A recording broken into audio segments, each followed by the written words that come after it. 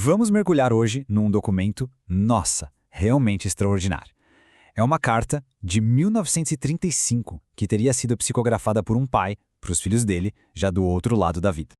E a carta já começa com um apelo, sabe? Aquela coisa que te pega de surpresa e emociona ao mesmo tempo. Já nos joga de cabeça na ideia, que é incrível, né? Ele diz: meus filhos, estou vivendo, não me veem? Pensa só, recebeu uma mensagem assim, do nada. Para a gente entender essa mensagem tão profunda, vamos acompanhar a jornada desse pai passo a passo. Primeiro, uma carta do além. Depois, a gente vai sentir o surpreendente canto da morte. Em seguida, vamos encarar a espada da dúvida, descobrir qual é a verdadeira medida da vida e, por fim, chegar na oração final de um pai. Então, bora lá! Então, começando com uma carta do além. É aqui que a gente entra de vez no centro do mistério. Todo aquele esforço desesperado de um espírito para, de alguma forma, cruzar essa barreira e conseguir se comunicar. E a forma como ele descreve esse obstáculo é como uma imagem muito forte. Ele diz que entre ele e os filhos existe um rochedo de mistério e de silêncio. É quase como uma barreira que não dá para atravessar, sabe? Uma parede de silêncio total separando o mundo de cá e o de lá. E aí vem uma mudança nossa fundamental na dinâmica da família. Ele fala: fui o pai de vocês e vocês foram meus filhos. Agora somos irmãos. Aquela hierarquia da terra de pai e filho simplesmente se dissolve. E no lugar entra uma irmandade espiritual, uma solidariedade. Fica a pergunta, né? O que isso quer dizer sobre como são os relacionamentos depois da vida? Ok, agora a gente entra na parte que ele chama de o canto da morte. E olha, é aqui que a coisa fica ainda mais interessante. A forma como esse pai descreve a própria passagem vai contra tudo que a gente aprendeu a temer sobre a morte, sabe? Aquela ideia de escuridão, de fim. O contraste é gritante. A gente aqui na Terra pensa na morte como tormento, silêncio, o ponto final. Mas a experiência que ele teve foi o exato oposto. Harmonia, música, uma revelação. Foi uma transformação, entende? E não um fim.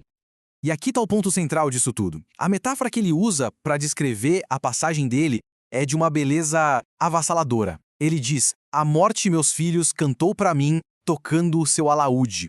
É como se a música fosse tão, mas tão grandiosa que fez todas as convicções dele mudarem de lugar. A morte para ele não foi um fim, foi um despertar para uma realidade muito maior.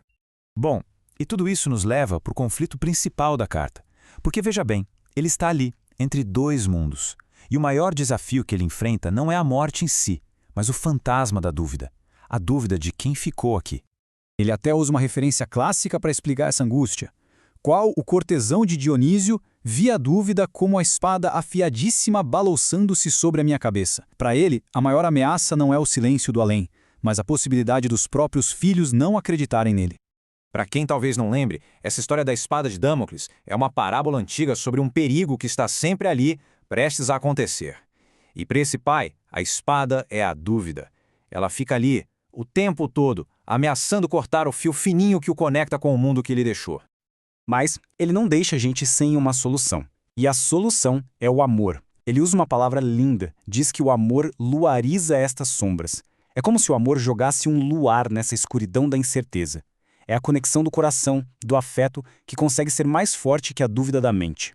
E é justamente essa conexão que nos leva a uma das lições talvez mais importantes da carta inteira, que é essa reavaliação total, radical, do que realmente importa na vida.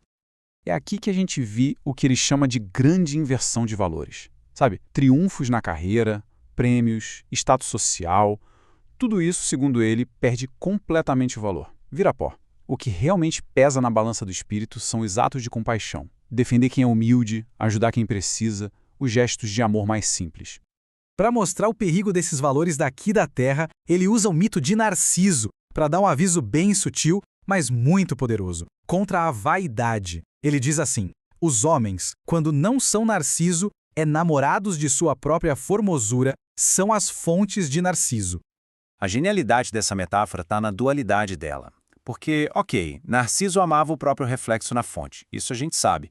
Mas, e aqui que está o pulo do gato, a fonte também amava o Narciso, porque ela via o reflexo dela mesma nos olhos dele. É um ciclo de vaidade, entende? Onde todo mundo só está se admirando em um loop infinito. E com isso, a gente chega no clímax emocional da carta. Depois de compartilhar tudo isso, todas essas revelações, o pai oferece o seu legado final. E é uma oração. O conselho dele é muito direto, sabe? Coisa que vem do coração. É tipo, vivam uma vida de trabalho, de saúde. Fiquem bem longe da vaidade que só corrompe a alma e o mais importante, na religião da consciência retilínea, ou seja, com a consciência tranquila, nunca deixem de rezar. E aí ele faz um convite que quebra qualquer distância entre os mundos. Ele diz, venham meus filhos, ajoelhemos. É um chamado mesmo, para que eles se unam a ele naquele ato de fé. E a carta termina, ou melhor, culmina, com o começo da oração que talvez seja mais conhecida do mundo. Pai nosso, que estais no céu. É o ato final de conexão. Une o Pai, os filhos, sobre um Pai ainda maior, que transcende a vida, a morte, tudo. Então essa foi a jornada da carta. Começou com um chamado quase desesperado no meio do vazio e terminou numa oração compartilhada, eterna. É um caminho que vai do mistério até a paz. E tudo isso deixa a gente com uma última reflexão. Essa carta, escrita há quase um século, nos força a pensar quais são os valores que a gente tanto preza hoje que talvez, do outro lado, pareçam totalmente sem importância. No fim das contas, o que a gente está construindo com a nossa vida? Fica aí o pensamento.